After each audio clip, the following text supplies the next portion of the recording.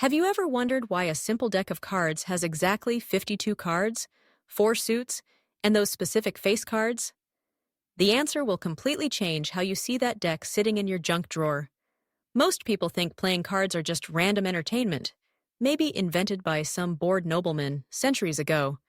We shuffle them, play games, and never question why they look the way they do. But what if I told you that your ordinary deck of cards is actually a secret calendar, a mathematical marvel, and a window into ancient civilizations all rolled into one? Here's the fascinating truth.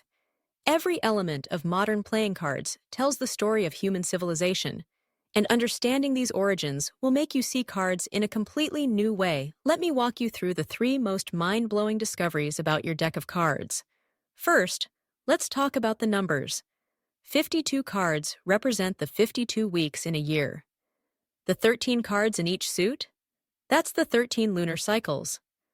Add up all the card values, including the jokers, and you get 365. That's right, your deck is literally a portable calendar system that ancient civilizations used to track time. This works because early card makers weren't just creating games.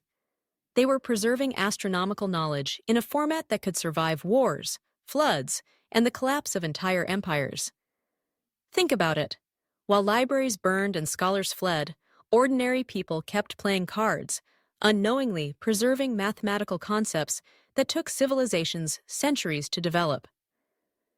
Second, those 4 suits tell the story of medieval society.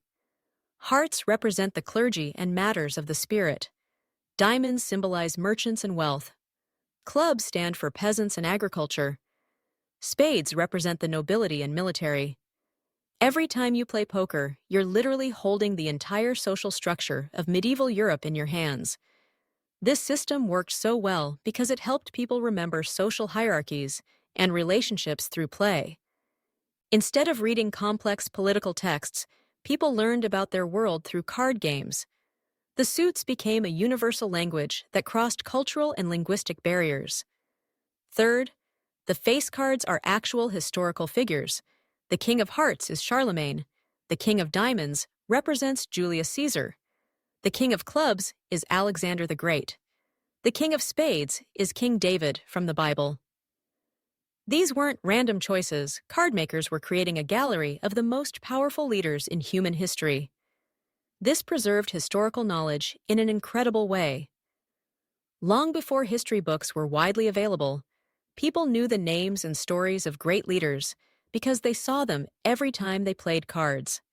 The cards became living textbooks that traveled from tavern to tavern, spreading knowledge across continents. Now, I know what you're thinking. This sounds too organized to be true. How could something so complex survive for hundreds of years without getting mixed up or lost? Here's the amazing part. After diving deep into historical records from China, Egypt, and medieval Europe, the evidence is overwhelming. Playing cards aren't just entertainment. They're one of humanity's most successful information storage systems. We've been carrying around libraries in our pockets for centuries without even knowing it. So here's what I want you to do. Tonight, grab any deck of cards and spend just 5 minutes looking at it differently. Count the cards. Notice the suits. Look at the face cards.